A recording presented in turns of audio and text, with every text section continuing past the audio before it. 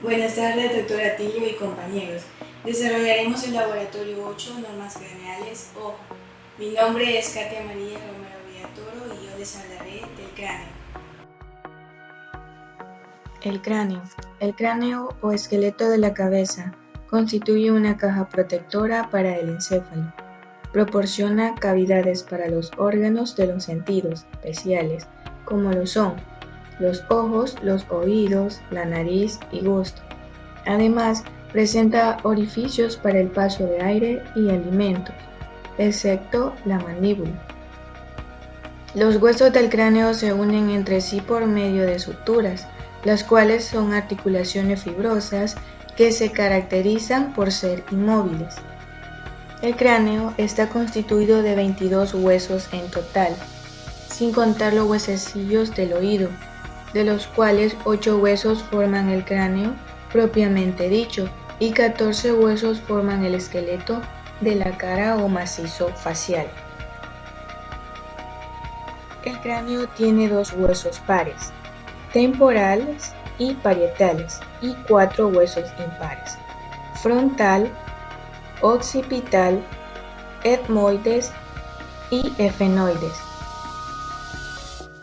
El macizo facial o esqueleto de la cara está formado por 2 huesos impares, mandíbula y vómer, 6 huesos pares, nasales, maxilares, lagrimales, palatinos, cigomáticos, cornetes inferiores o conchas nasales inferiores. En total son 12 huesos, los cuales todos son importantes porque distribuyen la fuerza de impactos recibidos en la cara. Las normas, caras o visiones craneales. Se le denomina así al aspecto externo del cráneo. Están las normas siguientes: anterior o frontal, posterior u occipital, lateral derecha e izquierda, superior, inferior o basal. Norma craneal superior. El cráneo al ser visto por arriba es ovoide y más ancho de atrás que de adelante. Se observan 4 huesos en esta norma: el frontal por delante, el occipital por detrás y los parietales derecho e izquierdo. Todos los huesos están unidos mediante suturas. Aquí tenemos la sutura coronal que une los huesos frontal y parietales, y la sutura sagital une los 2 huesos parietales en la línea media.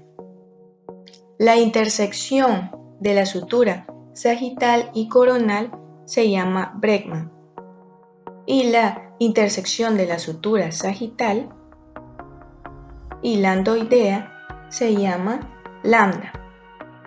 En el feto, estas intersecciones están situadas en la fontanela anterior y posterior.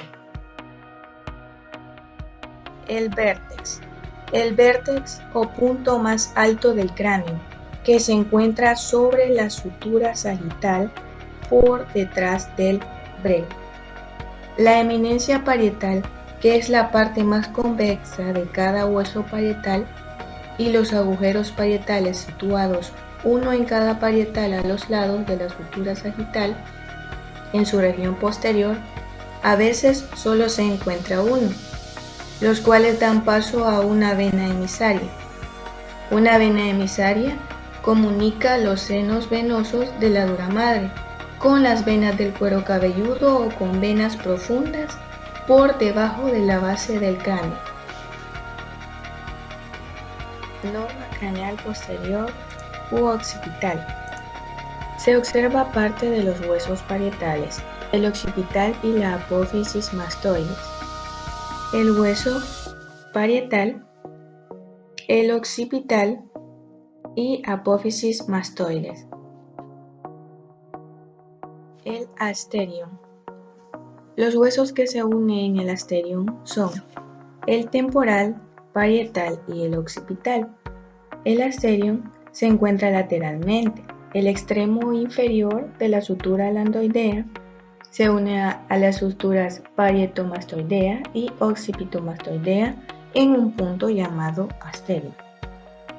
En la vida fetal, en este punto se encuentra la fontanela mastoidea astérica o posterolateral. Cerca de la sutura occipitomastoidea se localiza un agujero mastoideo que da paso a una vena emisaria. La protuberancia occipital externa es una eminencia media situada más o menos a la mitad de la distancia entre la amba y el agujero occipital. Es palpable en el sujeto vivo. Se localiza por debajo de la zona más convexa de la parte posterior de la cabeza. Su centro se denomina inión. A cada lado de la protuberancia occipital externa se extienden las líneas nucales superior e inferior. La norma craneal lateral.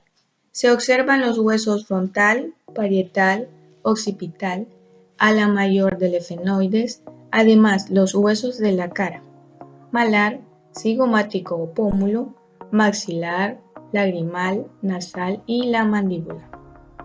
Y tenemos la parte frontal, la parietal, occipital, los huesos de la cara, el malar o cigomático o pómulo, maxilar, el lagrimal estaría por acá, nasal,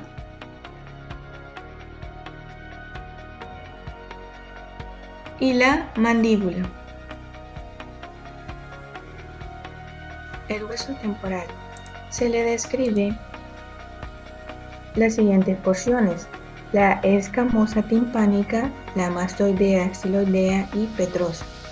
Acá se encuentra la porción escamosa, la mastoidea, estiloidea, y la petrosa es una excepción, ya que estas dos son observables, pero la petrosa no, porque se encuentra en el interior del oído medio e interno. Otra característica notable de la cara lateral del cráneo comprende el meato acústico externo o conducto auditivo externo, el arco cigomático y la apófisis mastoides. El arco cigomático está formado por la apófisis cigomática del temporal y la apófisis temporal del hueso cigomático. Aquí tenemos en la imagen el agujero cigomático facial, la apófisis temporal y el arco cigomático. La norma craneal anterior. El aspecto externo del cráneo visto desde adelante constituye la norma anterior, la cual se observa la frente, los pómulos y la parte ósea de la nariz, los maxilares y la mandíbula. La frente está formada por el hueso frontal. En este se articula por abajo con los huesos nasales, cigomáticos o malar o pómulo, y con otros huesos dentro de la órbita. Las dos mitades del hueso frontal están separadas hasta aproximadamente los 6 años por la sutura frontal. En algunos, el cráneo tiene la línea de separación que persiste hasta la edad adulta y se le conoce como sutura metópica. En esta norma se identifica la nasion, glabela y arco superciliar. El nasion, que es la intersección del frontal con los dos nasales. La glabela es la región situada por arriba del nasion y entre ambos arcos superciliares. Y el arco superciliar es la elevación a cada lado y hacia afuera a partir de la glabela. Los forámenes se encuentra el infraorbitario, el mentoniano, el cigomático facial y el supraorbitario. Y por cada uno de ellos pasa nervios y vasos sanguíneos con el mismo nombre. Medial a la escotadura supracoclear pasa el nervio de los vasos frontales, internos o supracocleares. Aquí en la imagen se observan el foramen mentoniano, el foramen infraorbital, el foramen cigomático facial y el foramen supraorbitario.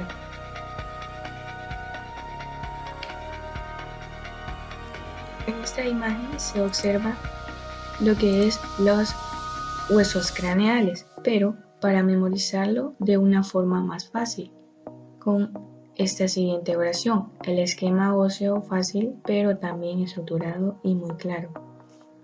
Las palabras etmoides, occipital, frontal, parietal, temporal, efenoides, maxilar y cigomático.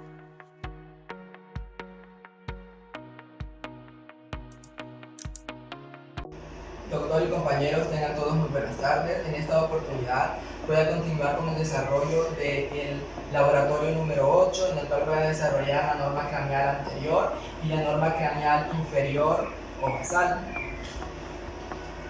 En el aspecto externo del cráneo, visto desde adelante, constituye la norma craneal anterior, en la cual podemos observar la frente, los pómulos, las órbitas, la parte ósea de la nariz, los maxilares y la mandíbula. Si nos situamos en la frente, podemos observar que el hueso frontal se articula por abajo con los dos huesos nasales, con los maxilares, con los cigomáticos, también conocidos como pómulos o malares, y con otros huesos dentro de la cavidad orbitaria, pero que los veremos más adelante. Las dos porciones del hueso frontal se encuentran separadas hasta aproximadamente los 6 años por una estructura conocida como sutura frontal. En algunos cráneos la línea de separación persiste hasta la edad adulta y se le conoce como sutura metópica, que es esta que podemos observar aquí. Volviendo a la norma craneal anterior, vamos a identificar otras estructuras. Enación, que corresponde a la inserción del hueso frontal por abajo con los dos huesos nasales, y a la glabela, que es la región situada por arriba de la nación y entre ambos arcos superciliares, y vamos a identificar también a un arco superciliar o a dos arcos superciliares que son una elevación a cada lado y hacia afuera a partir de la glabela. Vamos a identificar agujeros o forámenes. Vamos a identificar estos dos agujeros, que son los agujeros supraorbitarios, y estos dos de aquí, que son los agujeros infraorbitarios. En los huesos cigomáticos también vamos a encontrar los agujeros cigomáticos faciales, que son estos dos, y en la mandíbula vamos a observar dos agujeros, que son los agujeros mentonianos, por los cuales pasan vasos y nervios del mismo nombre. Vamos a identificar que a mediar a la escotadura supratroclear va a pasar el nervio y vasos frontales internos o supratrocleares. Posteriormente vamos a tener las órbitas, que son dos. Las órbitas son dos estructuras que alojan principalmente a los globos oculares y están delimitadas tanto por bordes como por paredes.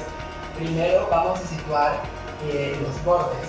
El borde superior o supraorbitario está formado por el hueso frontal, mientras que el borde externo o lateral está formado también por el hueso frontal y por el hueso cigomático. El borde inferior o infraorbitario está formado por el hueso cigomático y el hueso maxilar, mientras que el borde medial o interno está formado solo por el hueso maxilar.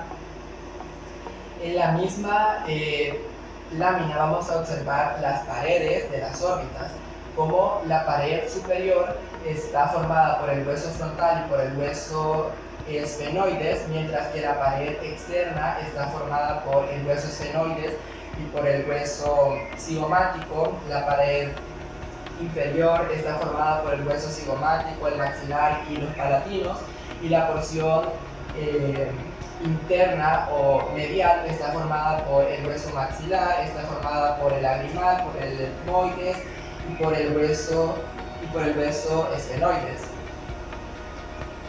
Si volvemos a la norma craneal anterior, vamos a observar el cuerpo, vamos a observar la mandíbula. En la mandíbula vamos a observar el cuerpo, vamos a observar una línea horizontal, vamos a observar dos porciones perpendiculares, vamos a observar las ramas que se unen al cuerpo para formar un ángulo recto. Ahora, si nos situamos en el cuerpo, vamos a observar la sínfisis mentoniana. También vamos a observar cómo esta estructura inferiormente se bifurca para rodear a una escotadura triangular, la cual es la protuberancia o escotadura mentoniana, que la podemos observar aquí, cuya base se deprime y se eleva a cada lado para formar el tubérculo mentoniano, que lo podemos observar aquí. Por debajo del segundo premolar y a cada lado vamos a observar el agujero mentoniano o los agujeros mentonianos, que son estos, por los cuales pasan vasos y nervios del mismo nombre.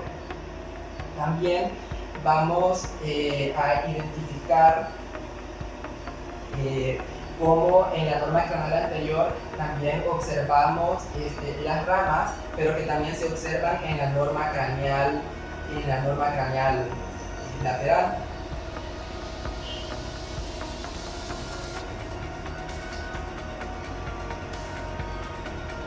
Vamos a observar las ramas.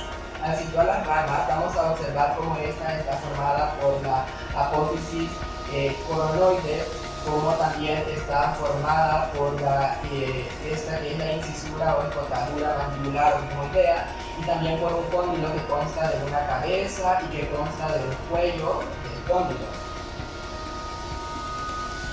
La norma craneal inferior o basal. La norma craneal inferior o basal es la siguiente. En la cara inferior y en la base del cráneo vamos a observar la norma craneal inferior. La norma craneal inferior está formada por los siguientes huesos. Vamos a identificarlos. El primero es el hueso occipital, el segundo es el hueso temporal, también está el hueso esfenoides, el hómer, los palatinos y el hueso maxilar. Y es importante destacar que en esta norma no vamos a identificar a la mandíbula. Vamos a identificar las partes de cada uno de estos huesos. Primero vamos a empezar con el hueso occipital. Vamos a ver cómo el hueso occipital está formado por tres porciones. Estas tres porciones se dividen de la siguiente manera. La primera porción es la porción escamosa, que se encuentra hacia atrás, dos porciones laterales a cada lado del agujero del foramen magno, que es este que tenemos aquí, y también vamos a identificar una porción basal que está hacia adelante. En la porción escamosa vamos a identificar estructuras. La primera estructura es la protuberancia occipital externa, que es esta que está aquí. Luego vamos a identificar en esta parte de aquí a la cresta occipital externa y también a las líneas bucales superiores y a las líneas bucal inferior, En la parte lateral vamos a observar los cóndilos, y posterior a cada cóndilo vamos a observar esta estructura que es la fosa condilia, que con frecuencia se encuentra perforada por un agujero, el agujero condilio posterior. Y anterior vamos a identificar aquí, en esta parte de aquí, al conducto hipogloso o agujero condilio anterior. En la porción escamosa vamos a encontrar al tubérculo faríngeo, y en esta parte de aquí vamos a identificar, en la porción basal, al tubérculo faríngeo, y en esta parte de aquí vamos a identificar al agujero lacerado, el cual se encuentra delimitado por tres porciones de hueso, como es el hueso occipital, el hueso temporal, y también se encuentra delimitado por el hueso esfenoides, que es esta estructura que está aquí. También vamos a identificar el foramen yugular o agujero rasgado posterior, que se encuentra delimitado por el hueso temporal y por el hueso occipital. El hueso temporal. En esta norma se observan todas sus porciones. Vamos a identificar el orificio de entrada al conducto carotideo, que es este que está aquí, la apófisis estiloides. También vamos a localizar el proceso mastoide, vamos a localizar el agujero estilomastoideo, la fisura petrotimpánica. Estas son algunas de las porciones del hueso temporal. Con referencia al hueso esfenoides, vamos a identificar su cuerpo y vamos a identificar las alas mayores, en la cual se encuentra el agujero oval y se encuentra también el agujero espinal, y vamos a encontrar esta estructura que se ve por aquí, que es el proceso o espina esfenoidales, que son dos a cada lado. También vamos a identificar la apófisis perigoidea, que está formada por una lámina perigoidea externa, que es esta que está aquí, y una lámina perigoidea interna o medial, que es esta que está aquí, la medial y la lateral, que se encuentran separadas por la fosa perigoidea. Es importante resaltar cómo la parte superior de la lámina perigoidea medial se deprime para formar una estructura conocida como la fosa esfenoidea. Luego vamos a ver las coanas, que son estas que están aquí, o aberturas nasales posteriores, las cuales se encuentran en el borde, las cuales se encuentran dorsales y craneales al borde posterior del paladar óseo. Estas también se encuentran delimitadas por estructuras. En el borde superior, en la parte superior están delimitadas por las alas del pómer y por el cuerpo del esfenoides. En la parte inferior se están delimitadas por el borde posterior de la lámina horizontal de la lámina horizontal de los palatinos, y en el borde lateral se encuentra delimitada por la lámina medial perigoidea, y en la parte medial se encuentra delimitada por el borde posterior del pómer. Además de esto, vamos a identificar el paladar óseo, el cual se encuentra entre la cavidad nasal y la cavidad oral. El paladar óseo se está formado por las apófisis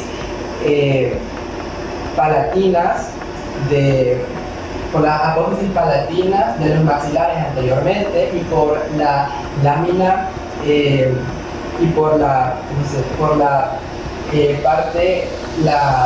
la lámina horizontal de los palatinos posteriormente. Por detrás de los dos incisivos vamos a localizar esta estructura, que es la fosa incisiva. En la parte posterior y más lateral vamos a identificar a este agujero, que es el agujero palatino mayor, y por detrás de a uno o más agujeros, que son los agujeros palatinos menores, estos que están aquí.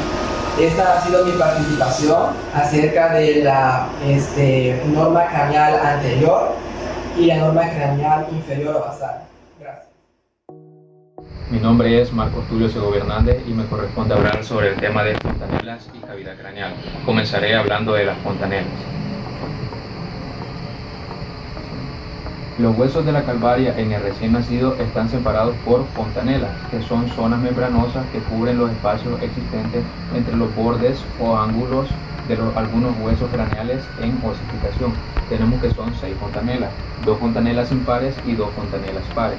Las fontanelas impares se encuentran en la norma craneal superior y tenemos lo que es la fontanela anterior, que se encuentra entre el hueso frontal y el hueso parietal. Esta se cierra a los 18 meses de edad y deja de ser clínicamente palpable, formando lo que es el pregma.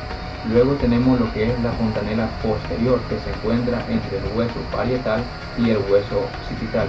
Sería esta zona aquí. Esta se comienza a cerrar al primer mes de nacido y se completa de cerrar al año. Esta se cierra formando lo que es el lámina.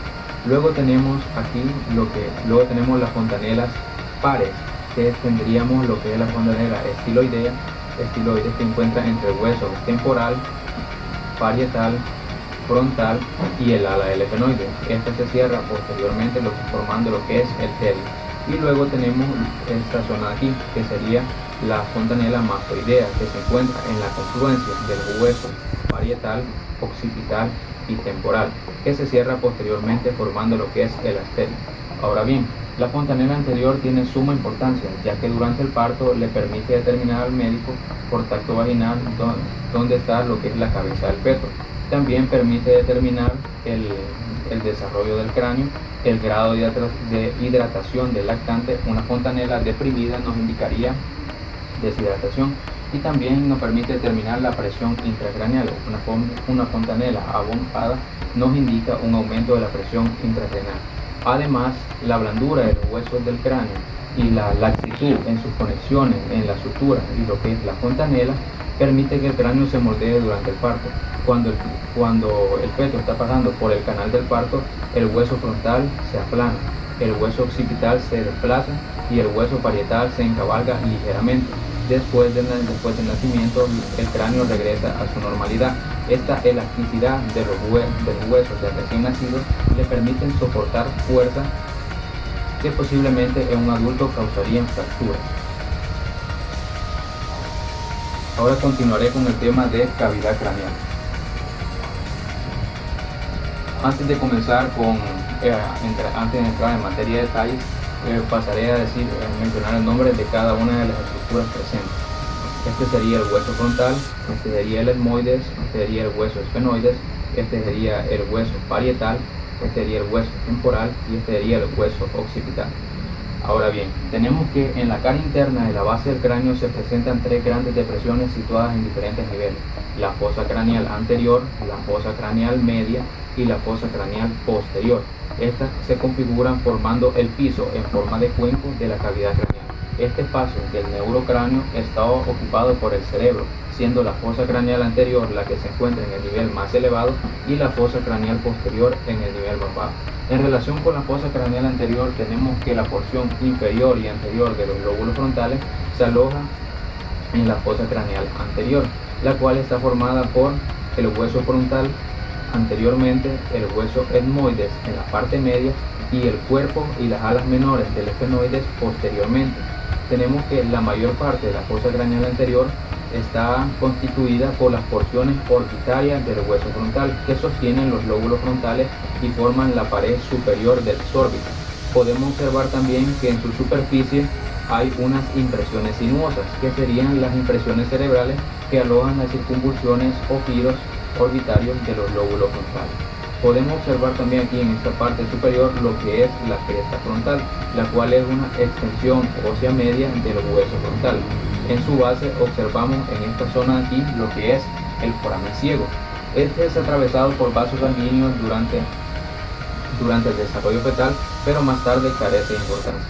Luego, posterior al foramen ciego, observamos lo que es esta zona aquí, que sería la crista galli del etmoide, que es una gruesa cresta ósea media que proyecta superiormente del hueso etmoide. Luego, a cada lado de la crista galli del etmoide observamos la lámina cribosa del etmoide, que tiene un aspecto de colador. Estos numerosos y diminutos forámenes dan paso a los nervios olfatorios de las áreas olfatorias de las cavidades nasales hacia el bulbo olfatorio en el cerebro. Luego pasamos a lo que sería la fosa craneal media. Esta presenta una parte central que está compuesta por la silla turca en el cuerpo del efenoide y dos grandes partes laterales deprimidas a cada lado. Aquí solo se puede ver una, ya que solo es la mitad de la cara interna de la base del cráneo. Ahora bien, tenemos que la fosa craneal media es posterior a la fosa craneal anterior y está separada por las crestas efenoidales lateralmente y por el cuerpo del efenoides y el limbo del efenoides medialmente. Tenemos que las crestas efenoidales están formadas por los bordes posteriores agudos del ala menor del efenoide, que serían estos aquí, y que se proyectan hacia las partes laterales de las fosas anteriormente y finalizan medialmente en dos proyecciones agudas, que sería esta de aquí, que serían los procesos clinoides anteriores. Luego podemos observar que el limbo del efenoides, que sería esta zona aquí, marca el límite anterior del surco prequiasmático, el cual es una estructura orientada transversalmente que se extiende entre los conductos ópticos derecho e izquierdo. Este sería, no se puede observar el otro conducto óptico, el cual contiene lo que es el nervio óptico, el nervio craneal número 2 y la arteria oftálmica. Luego podemos observar que los huesos de las partes laterales de la fosa craneal media son el ala mayor del efenoides, la porción escamosa del hueso temporal lateralmente y la porción petrosa del hueso temporal posteriormente. Tenemos que en las partes laterales de los huesos de la fosa craneal media se alojan lo que son los lóbulos temporales, y el límite entre la fosa craneal media y la fosa craneal posterior está dado por el borde superior de la porción petrosa del hueso temporal lateralmente y por una lámina ósea plana, que sería el dorso de la silla turca, que sería esta estructura de aquí, el dorso de la silla turca, en lo que es la parte media. Ahora bien, ¿qué es la silla turca? La silla turca, que sería esta estructura de aquí, es una formación ósea con aspecto de silla de montar, que se encuentra rodeada por los procesos clinoides anteriores y posteriores. Ahora bien, clinoide significa lo que es, según su etimología, significa pata de cama. Entonces tendremos que son 4 procesos clinoides, 2 procesos clinoides anteriores y 2 procesos clinoides posteriores. Y tenemos que la cama sería lo que es la fosa hipofisaria, que es donde se alojaría lo que es la glándula hipófisis. Continuando con lo que es la silla turca, tenemos que esta está formada por 3 partes. El tubérculo de la silla, que se encuentra en este tubérculo de la silla, que se encuentra en esta zona aquí, que es una elevación media variablemente prominente que marca el límite posterior del surco prequiasmático y el límite anterior de la fosa hipofisaria. Luego la segunda estructura sería lo que es la fosa hipofisaria, que es una depresión media en el cuerpo del efenoides y que aloja la glándula hipófisis. Y por último tenemos el dorso de la silla turca, que sería esta estructura aquí, que es una lámina ósea cuadrada que se proyecta superiormente del cuerpo del efenoides y que constituye lo que es el borde posterior de la fosa hipofisaria, y sus ángulos superolaterales constituyen lo que son los procesos clinoides posteriores. Ahora bien, tenemos que a cada lado del cuerpo del efenoides se observa lo que es una semiluna de 4 forámenes que perforan las caras cerebrales de las raíces del ala mayor. Estos son la fisura orbitaria superior, que se encuentra entre el ala menor y el ala mayor del efenoides y se abre anteriormente en el interior de la órbita. Esta contiene lo que es el nervio oculomotor, nervio craneal número 3, el nervio troclear, nervio craneal número 4 y el nervio abducen, nervio craneal número 6, el nervio oftálmico y la vena oftálmica. Luego podemos observar posterior al extremo medial de la fisura orbitaria superior lo que es el foramen redondo. Este contiene lo que es el nervio maxilar. Luego podemos observar este foramen de aquí, que sería el foramen oval, el cual se encuentra posterolateral al foramen redondo y se abre inferiormente en la fosa infratemporal. Este contiene lo que es la arteria meningia accesoria y el nervio mandibular. Y luego por último encontramos al foramen espinoso, que sería este foramen de aquí, el cual contiene lo que es venas y arterias meningias medias y la rama meningia del nervio mandibular. Ahora bien, podemos observar en esta zona de aquí lo que sería el foramen racado. Este no forma parte de la semiluna de 4 forámenes y solo es un artefacto que solo se puede observar en el cráneo en seco, ya que en la vida este se encuentra cubierto por una lámina cartilaginosa. y es perforado por algunas ramas meningias arteriales y por el nervio petroso junto. Ahora bien, pasamos a lo que es la fosa craneal posterior. Esta fosa, siguiendo con la fosa craneal media, observamos también lo que son posterolateral. Al foramen rasgado observaríamos lo que es el surco petroso mayor y el surco petroso menor, que contendrían lo que sería el nervio petroso mayor y el nervio petroso menor. Ahora bien, pasando a la fosa craneal posterior, que sería esta zona aquí, tenemos lo que es que aquí se aloja lo que sería la médula oblonga, las meninges y el puente. Esta es la mayor y la más inferior de las tres fosas craneales. Esta está formada principalmente por el hueso occipital, pero el dorso de la silla marca su límite centralmente y la porción petrosa y mastoidea del hueso temporal contribuye a sus paredes anterolaterales. Luego podemos observar que desde el dorso de la silla existe una rampa inclinada en el centro de la parte anterior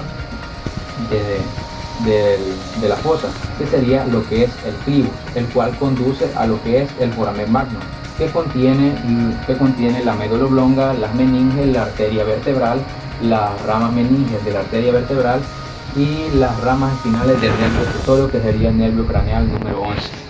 Luego podemos observar que posterior al foramen magnum, la fosa craneal posterior se encuentra parcialmente dividida por la cresta occipital interna, que sería esta aquí, la cresta occipital interna, la cual lo divide en dos grandes impresiones cóncavas bilaterales, que serían las fosas cerebelosas.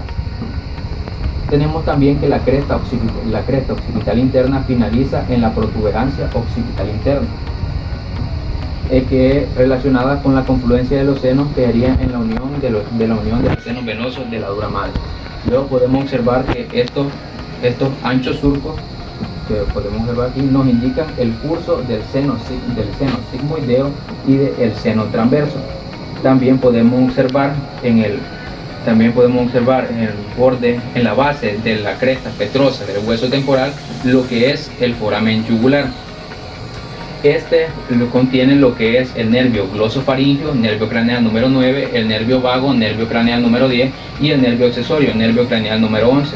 También contiene el seno sigmoideo, el cual sale del cráneo como arteria yugular interna, el seno petroso menor y la arteria meninge posterior. Luego podemos observar antero superior al foramen yugular lo que es el meato acústico interno o conducto auditivo interno. Este contiene lo que es el nervio facial, el nervio vestíbulo coclear y la arteria laberíntica. Luego, para finalizar, podemos observar en esta zona aquí lo que es el conducto del nervio hipogloso, que se encuentra en el borde anterolateral del foramen magnum y contiene lo que es el nervio hipogloso. Eso sería todo por mi participación. Gracias. Buen día, doctor Atilio, compañeros. Yo soy Darlene Andrea Gutiérrez Velázquez y me corresponde hablar sobre el último tema de este laboratorio, que corresponde a el ojo. Como una introducción, definimos al ojo como el órgano de la visión, que está formado por el globo ocular y el nervio óptico. Para que el ojo pueda llevar a cabo sus movimientos correspondientes, necesita de la acción de sus músculos. Es por esto que yo les voy a hablar sobre los músculos extrínsecos del ojo. Vamos a empezar con identificarlos. Como pueden ver, yo los he presentado de tres maneras: desde una vista lateral, una vista superior y una anterior. Empecemos con el músculo recto lateral, que es el de color azul, el recto medial, que sería el de color morado, el recto superior, que es este de color anaranjado, el recto inferior, que sería de color rosado, el oblicuo superior, que sería este de color amarillo, y el oblicuo inferior, que sería este de color verde. Luego el último sería el músculo elevador del párpado superior, que sería este de color rojo. ¿Cuáles serían los orígenes e inserciones de estos músculos? Pues bueno, el músculo recto lateral recto medial, recto superior y recto inferior se originan en el anillo tendinoso común y se insertan en la esclera, justo posterior a la unión esclero-corneal. Estos músculos son inervados por el nervio oculomotor, a excepción del recto lateral que es inervado por el nervio abductor. El oblicuo inferior se origina de la parte anterior del suelo de la órbita y se inserta en la esclera, profundo el músculo recto lateral. Este es inervado por el nervio oculomotor. El músculo oblicuo superior se origina del cuerpo esfenoides y se inserta en la esclera, profundo el músculo recto superior. Y por último, ese es inervado por el nervio troclear. El músculo elevador del párpado superior se origina en el ala menor del cuerpo esfenoides y se inserta en el tarso anterior y piel del párpado superior. Este es inervado también por el nervio oculomotor. Todos estos 7 músculos son irrigados por la misma arteria, la arteria ostática. Ahora bien, con respecto a sus movimientos lo voy a explicar mediante el siguiente esquema, que lo pueden encontrar en su manual de laboratorio correspondiente al laboratorio número 8. Voy a ir mencionando los músculos y voy a ir señalando los movimientos que realiza. Muy bien, el músculo elevador del párpado superior produce, como su nombre lo indica, la elevación del párpado superior. El músculo recto inferior produce la elevación, abducción y rotación interna del globo ocular. El músculo recto inferior produce la depresión, abducción y rotación externa del globo ocular. Seguiríamos con el recto medial, que solo produce la abducción del globo ocular. Y luego sería el recto lateral, que solo produce la abducción del globo ocular. Luego seguiríamos con el músculo oblicuo superior, que produce la elevación, abducción y rotación interna del globo ocular. Y por último tendríamos al oblicuo inferior, que produce la depresión, abducción y rotación externa del globo ocular. Ahora vamos a abordar más específicamente lo que es el globo ocular. Para empezar, como vemos aquí, el globo ocular consta de 3 capas concéntricas. La primera, que sería esta, se denomina como túnica fibrosa externa o capa fibrosa externa. Esta es protectora y está formada por la córnea y la escleroides. La segunda capa, que sería esta de color rojo, se le denomina como la túnica vascular medial o capa vascular medial. Esta es pigmentada, la mayoría de veces denominada como uvea, y esta se encuentra formada de atrás hacia adelante y comprende lo que es la coronoides, los cuerpos ciliares y la iris. La última capa sería esta de color amarillo, que se le denomina como capa nerviosa interna o solo retina. Ahora hablaremos sobre algunos otros componentes del globo ocular. Vamos a empezar con lo que es la conjuntiva. La conjuntiva en sí es una membrana mucosa transparente que reviste la parte anterior de los párpados. A esta se le denomina como conjuntiva papebral. Pero la que tenemos aquí es la que reviste la parte anterior del globo ocular. A esta se le denomina como conjuntiva vulvar. Luego tendríamos la córnea. La córnea es la parte anterior y transparente de lo que sería la túnica externa. Luego tendríamos la escleroides. La escleroides es la parte posterior y opaca de la túnica externa. Luego tendríamos la coronoides, que es la parte pigmentada que reviste internamente la mayor parte de la esclerótida. Vale, continuamos con lo que son los cuerpos ciliares. Los cuerpos ciliares son enlosamientos de la túnica vascular. Esta se encuentra situada anterior a la hora serrata de la retina, por la unión de la coronoides y la iris. Con esta contiene lo que son los músculos ciliares y los procesos ciliares. Luego continuaríamos con lo que es la iris. La iris es un fragmento pigmentado que le da color a los ojos. Esta se encuentra adelante de lo que es el cristalino. Luego la pupila se denomina como la parte central de la iris. Luego tendríamos el cristalino. El cristalino es una lente biconvexa que en el ser humano se puede medir de entre hasta 1 centímetro de diámetro. Y por último tendríamos lo que es la retina, que sería esto de color amarillo. La retina representa la parte interna del globo ocular y consta de 2 partes. La parte óptica, que sería esta, que se encuentra anterolateralmente, y la parte no visual, que se encuentra anteriormente. La unión entre estas 2 partes es lo que forma la hora serrata.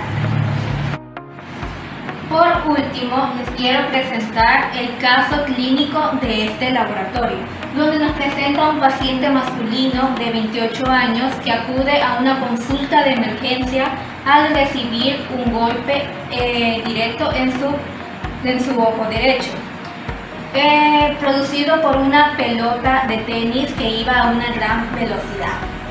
Voy a ir mencionando los síntomas y les voy a dar la relación anatómica de cada uno de ellos. Tenemos primero el edema en el ojo o retracción del globo ocular. El diagnóstico final de este caso resulta que hubo una fractura en el suelo de la órbita. Es donde se aloja el globo ocular.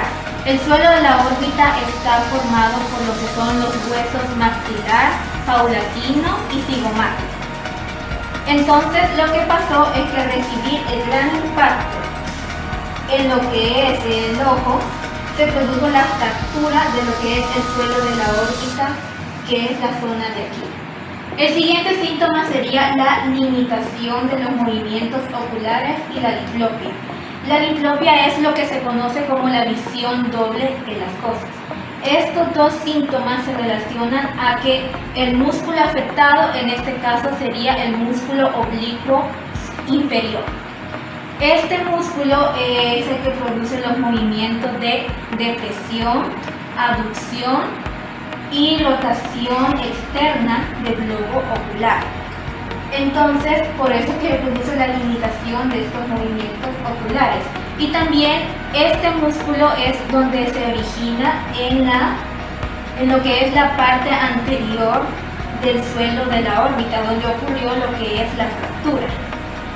Y entonces también el nervio afectado en este caso también sería lo que es el nervio oculomotor, que es el que inerva a este músculo. Tenemos por último lo que es la neumoórbita. Esto se define como lo que es aire en la órbita. Esto es debido a que hay una afección en lo que es el seno maxilar. Esto es todo por mi parte. Muchas gracias por su atención prestada.